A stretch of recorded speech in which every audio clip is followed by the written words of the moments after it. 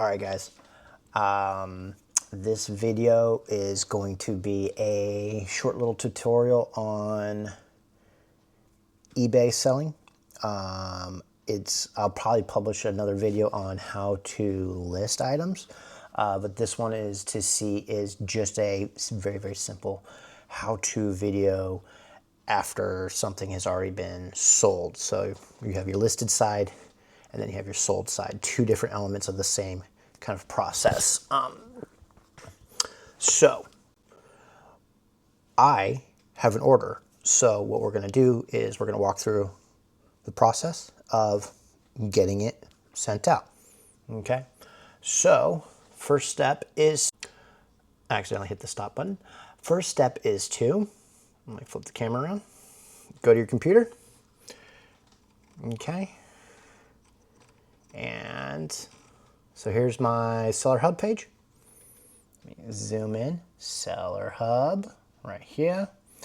And you're going to click on, so after you've logged in, okay, you have your dashboard and you have your Sell Hub. Okay, click Sell and it takes you to your Seller Hub right here.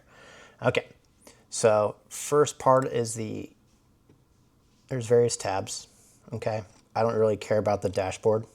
I'm usually not on there a whole lot. I care about orders. So let me zoom in there and click orders. Okay. So earlier today, I got a notification that something of mine sold. If you're online, you will see a notification. Okay. Seller is paid, ready to ship. Okay. So that's the notification I got on my phone saying I got an order. It looks like I have an order offer as well, but it looks like the offer expired. So I have this order. So I went to my Seller Hub, I clicked my orders, and here it is, my order. Okay, so I had a 2014 Panini Prismatic Drake Mayer RC rookie card. And here's the image, here's the listing. So this has already been purchased and paid for. Okay, so this process for after you've already gotten your order, the process is really simple. So let me spin you around one more time. You need a couple things: a computer or a cell phone, a printer, and one sheet of paper, one 5-cent sheet of paper. Okay, or you can be fancy and you can get one of those little label printers, but I'm old school. I just get a roll of tape and printer paper. Okay, so let me zoom in for you right there. So you're going to click Get Shipping Label. Okay, now every order needs this, obviously, because it's online retail. Okay, so no matter how you set up your listing on a listed item, you can do one of two methods. You can have an item paid for shipping and handling by the customer or by you. Up to however you want to run your business. I personally, this is just my preference, this is my opinion. I personally got out of offering free shipping and handling because it's a easy way to eat into your profits. Running an operation, because you set up on your eBay store your start point, but if you want to be creative, packages can go globally. I've shipped out multiple international packages. People are wild. Some people are more than willing to spend $50 to ship something that may be valuable to them. So people think like that. So people look at what it is you're selling, and then they also incorporate this shipping costs. So I would rather it be put on them to look at how much they're going to be sending, because you don't know where it's going to go. Okay, the system calculates that. Okay, so let me spin you around real quick. So this person on this order, right? I'm going to leave their name out. Okay. they're going to Washington. Okay? This order is going to Washington. Okay? So not super far away. But looking at the details, I need to take out more. All right. This person paid 15 bucks and was willing to spend $4 extra to get it shipped to them. Okay, this person opted in for just a standard USPS ground, but I'm set up to sell on multiple different services. So once they've been paid, typically you'll see this blue little arrow telling you which they selected, which option. Okay, so you can select out, but these fees right here, these extra fees will come out of your pocket. Okay, now you look at the cost right here.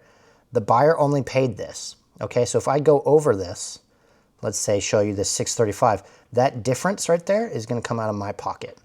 Okay, so they only paid for that right here. Okay, so I highly suggest you just go UPS ground. They've already volunteered that that rate is applicable to them. You've volunteered that time frame works for them. Okay, so again, if they want to expedite it, let them pay for it. Okay, people, when something is for prospective business people that are brand new to this, if something is of value to a person, some people are willing to fork over the money. Not everyone, but people think like that, okay? When they're making a transaction, you are selling something of value to the person. And part of that value transaction is thinking of the overall cost it is going to incorporate for them to attain it, okay? So don't worry about the price. Be competitive on your price. But don't try to outbeat everyone. Just try to be a market generalization. Don't be the cheapest on the block. Leave the big box stores to be the cheapest on the block. You just be what you think is valuable. Try to sell it at a price that you think is valuable. Okay, and then people will gravitate and find it. Okay, so flip around. I'm trying to leave the information of the silent. Okay, so next thing you're going to do, okay, hit the blue button. Purchase. You're purchasing because the seller gave you the funds for it, so now it's in your pocket. Okay, so I have like a total of $19 in my order. Okay, I'm going to purchase the shipping label. This happens every single time. So when you get an order, if you click the button to set up a buyer paid, okay, essentially the system doesn't charge the buyer. So you get no extra money from the order. Okay, the purchaser only pays for the order purchase of the item. Okay, so there's no extra fee for shipping and handling. Okay, shipping and handling is always going to be paid for by someone. So if you click the button for seller purchase, it's coming out of your funds from eBay somewhere. Okay, versus buyer pay for, they give you the extra capital. So essentially I'm getting zero. I got an extra $4 to my account, but then I pay for the shipping label to come out of my pocket essentially. And so now that's balances out. That extra 4 minus 4. Okay, so 0. So I still get nothing. So I'm still only capitalizing on my item. Okay, so after you've hit purchase, you'll see this. Here's your printing label. You're just gonna hit print. Pretty simple. Print it out, and here's gonna be your details.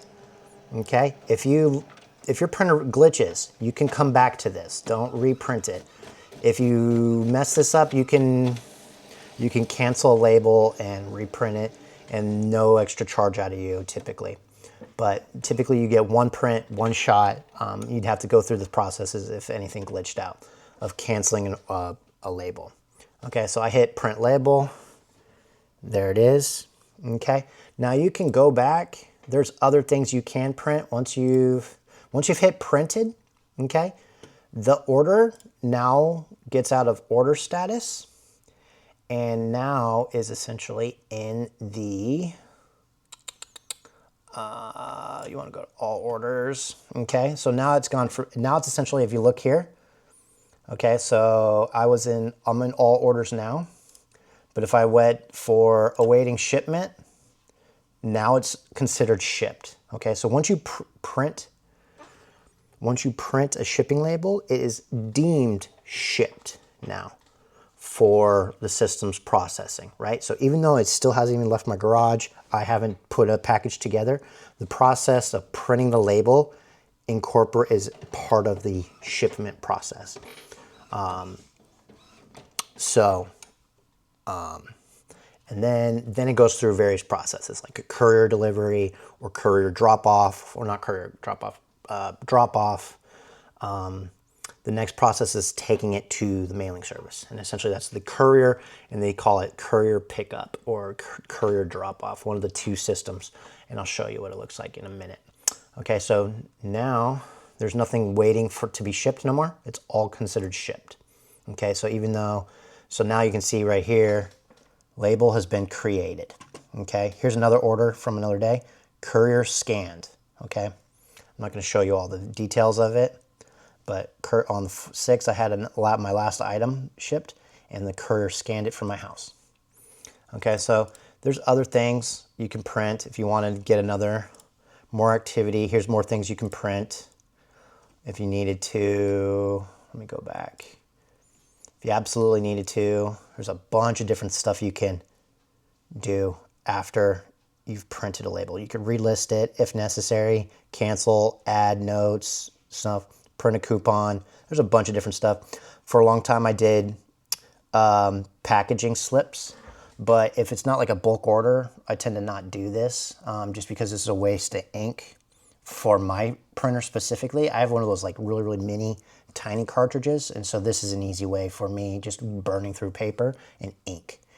And at 70 bucks a pop, I deemed this was kind of ineffective. So I just kind of just stick with the labels. Okay, so remember this card. So the next step is, after you've gotten your label, next step is, I typically try to keep in mind what I sent. So we're looking for the Panini Prismatic Drake May card, rookie card number 2, Patriots. Okay, so I usually bring my phone out to me. Okay, so what we're gonna do next is grab my paper, and we're gonna go head out to my garage. I'm gonna pause it here and then come back in a second. All right, we're back. So, got my shipping label, got my phone. I'm at my eBay selling station. I made this kind of fun little, this is all my eBay storage. So everything that I have listed, I have inventoried and organized. Okay, things that are listed are all packaged away for safe storage in the garage, right next to the water heater and the gym rack. Okay, and then I have my little you can't really see it right here, but let me turn it. My packaging station. Okay, so we got our paper. Next thing you need is packaging tape, scissors, okay. Other things for having handy as a seller, tape measure, and that's about it. Maybe a scale for checking the accuracy of the weight, but of an item. But also the tape measures for understanding the dimensions of a product that you're listing. And the reason you want to know the weight and the dimensions is because the shipping services don't really care about the box size. They care about the weight and dimensions, because that's what goes into how they charge you for the freight fee, essentially. So as a seller, it's important to know those things. When you put an item up for listing, you need to have those represented. So when a person clicks on your item, is looking at it on their end, they know how much it's going to cost them overall. Okay. So I need to find my next thing, which is my item I sold. And so I go to my football cards section, and we're looking for a, let's just grab all the football cards. So we're gonna go through and find the item. So a bunch of cards, all graded. This is a little bit of a sell, okay? I bulk ordered a bunch of graded football cards. Okay, I think I found it. Got my item sold. Okay, so what I like to do next is double check. So for cards, my face is up here, guys. Face, catch my face. There we go. So the part of the reason I bring my phone is because, like, remember, I got away from printing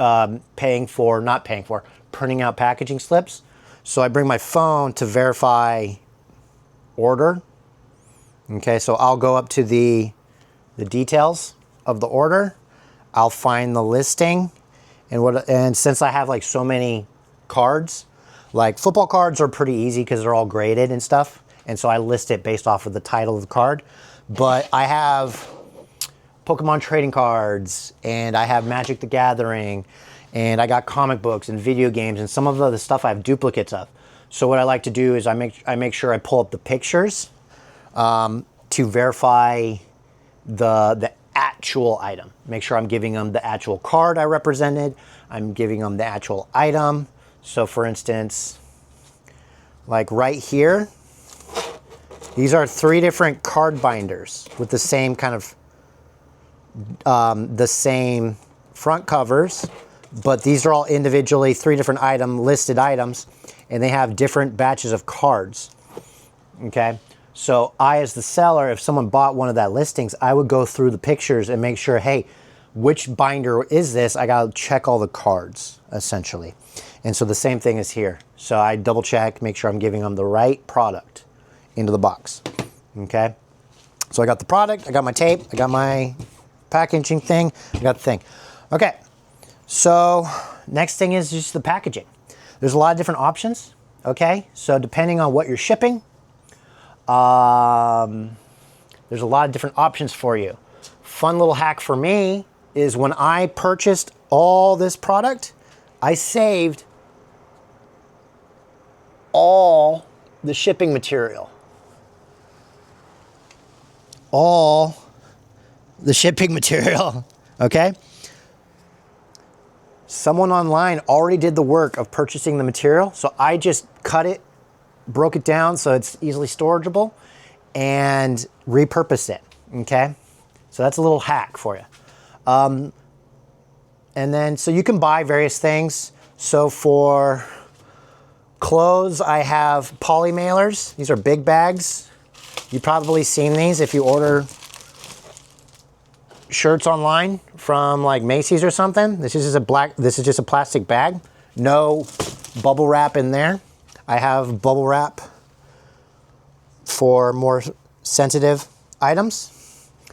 I have boxes for larger, bulkier items like this. Okay. My camera gear. Can't see it. I have cameras. I have outdoors equipment. Okay. Tents and backpacks. So the tents and the backpacks would go in boxes with some paper and stuff. Now, trading cards, I do kind of simple.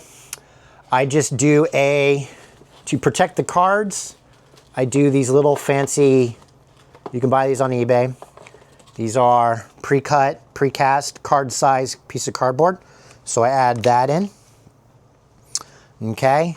I have a bubble wrap. I didn't used to do these, but I had an issue one time with a customer's product getting shipped. So I also add in a little layer of bubble wrap because a shipper scratched up one of the graded cards I sent and a customer wasn't happy and I had to offer them a refund. Okay, so now all cards pretty much get bubble wrap. So not absolutely required. Nothing's absolutely required. It's up to the seller how they want to package. I've seen people use quadruple bag the prepaid mailers and just just stuff those. I'm like, I don't know how much you get those for, but I know those cost $1 and you're just shoving them in, using them as bulk. So you must be getting those for free because you're just giving them away. And I'm like, I ain't gonna fork over $10 for bubble wrap. I'll fork over $5 for a huge roll of it. So we got cardboard. We got a little bit of bubble wrap for the card, since it is in a plastic case. This is in a plastic case, so we want to protect that. And then for this, I have a small poly mailers, or for these ones, I like these little sleeves. These are nice for like little small items. They're like a little baggie with built-in bubble. For cards, I have these. Where are they? I have these. Same thing, slightly bigger, more robust, little built-in. You probably see these a million times, never paid attention. Nice, pretty little packaging sleeve for small items. Got a little bit of bubble, so it's really easy to set this up. Okay, so I'm gonna spin you around. I'm gonna put you over here. Easy process. Let me show you, let me go. Focus on my face, camera. Focus on my face. Let me spin, spin, face. There it is, face. Okay, simple process. Card gets sandwiched between cardboard. Okay.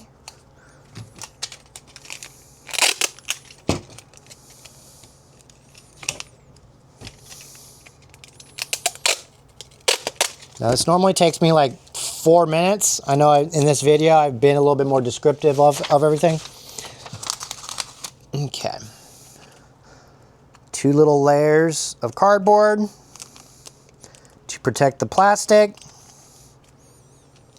Okay. This is too small, so I like to just tear it and then wrap it like that, like so. 1 layer bubble wrap going into the bag. Nothing fancy, slips right in there. It's just a little extra. So now that's nice and then in there snug. If you printed out a packaging slip, I'd fold it up and then throw it in there. Okay, this is done. So peel, close, nice and sticky. Warmer climates, I like to throw in a little bit of light tape. Okay, throw on some tape. Last but not least, printing label. Grab my scissors, start cutting away.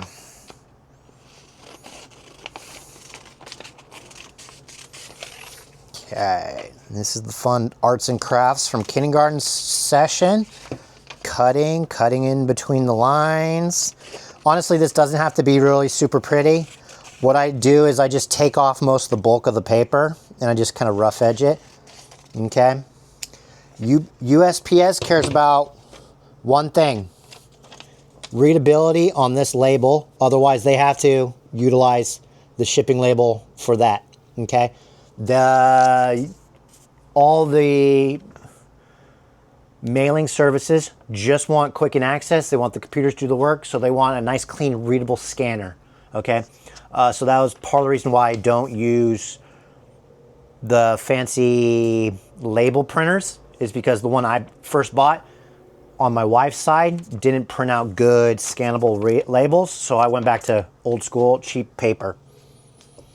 Okay, so I throw the label on there, get 4 pieces of tape.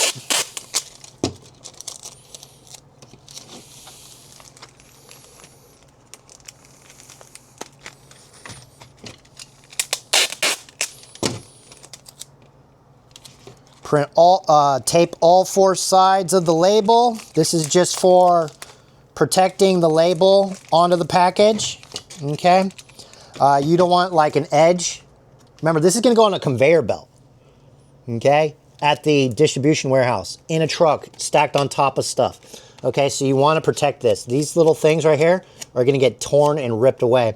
So you wanna seal all 4 sides. Okay.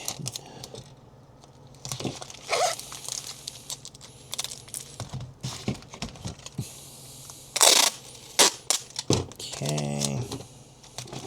So once all 4 sides are sealed, fold over the excess.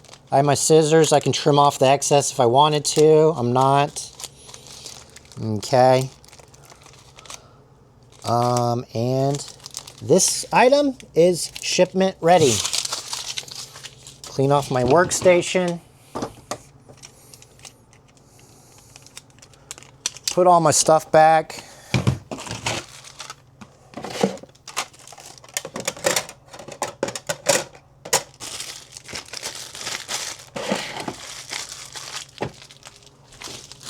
Okay. Get all the stuff I came here with, and we're done. Okay. So little items like this. Okay, here's a little trick. I'm a block away from my USPS. Okay, so not that big a deal. If you're shipping to USPS a lot, okay, big, I try to like have layers of work I have to do, right? Because if you're trying to operate this as a business, if you get 1 product a day or something, you want to minimize the amount of work you have to go to the to drop off stuff. Okay, so what I essentially do is small compact items go into my mailbox. So for the courier that comes to the house, picks this up and goes about his business, and he picks this up for me. Slightly larger items that don't fit in my mailbox go to I will go to the kind of the lobby area. They have 2 different drop-off methods for packages that are about yay size, okay? Anything bigger than this, they can't take, okay? That actually has to go to the desk, okay? So if it's small, fits in my mailbox, it'll go in there. If it won't fit in my mailbox, the next method, take it to the little lobby area because they'll open that for longer hours. And if it doesn't fit in the slot for the drop off there, I will go wait in line and I will go drop it off. And even then, like my local office for UPS is super nice. The people see the regulars there and they're always telling you, hey, you don't have to wait in line if you're just dropping off something and you don't want the tracking items or tracking slip stuff. And so on eBay, I see the tracking information. Anyways, so once a courier scanned it, I see it on the system, so I never even care about the tracking information. So the last step for me is just to drop this off in my mailbox. It's nighttime out. I'm not going to show you that process. It's down there. Okay, so that's the last step. So things you need: a slip of paper, printer, computer or phone, tape, scissors, packaging supplies, okay? And if you're a reseller, if you're buying something and trying to flip, save the packaging material. If you're just trying to clear out your garage, like this, let's say you want to sell stuff online, you may have to do some measurements, figure out how you're gonna ship this away. So before you get going on selling, right, it's easy, takes 4 minutes to list something online, but it takes a little bit of work to think of how you're gonna ship it. So make sure you're set up for that. That's the only thing you have to do. Once you're set up to ship something, like I ordered these little black little mailers. It took a day to get here and I bought like a bulk of them for like 150 of these mailers. So all the cards I have in my bin, all like 200 of them, I already have enough packaging material for it. So when those go off, one-offs, I don't have to worry about my patching material. So as a business, it's key to like think of how much material you need ahead of time so you're ready to make those sales. Otherwise, that'll hold up your money coming in. You need to be good, trusted, making sure products get to the end user, and that makes sure that eBay's paying you and giving you payments on time. So I hope you guys learned a little bit of thing or two. I'm going to eventually get you guys out for a listing video. And hopefully this was helpful for you guys. Thanks for watching. If you watched to the end, appreciate you guys. This is ASL. My daughter speaks ASL. Love you guys. Appreciate your time. Hopefully you learned a little bit. eBay selling is really super easy. Tricky part's about running numbers and being profitable at it. But the whole process is super easy. So hopefully I showed you that getting something sold is not hard. eBay handles that. Okay? Making a profit's hard. Getting something sold and shipped, super easy. Easy to do. Takes 5 minutes of your time once you get that notification. You just got to track it regularly. So I hope you guys have a wonderful day. Love you guys. Bye. I am out. Going to my mailbox. It's a little dark out here. Why is it cold? And why am I in shorts and flip-flops? This was a bad mistake. Should have waited till tomorrow. Should have waited till tomorrow.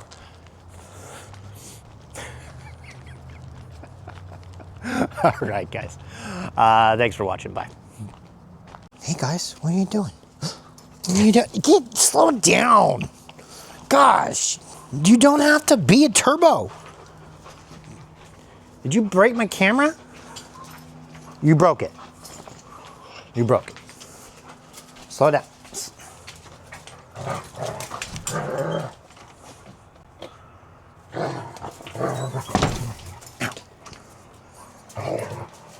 Hey.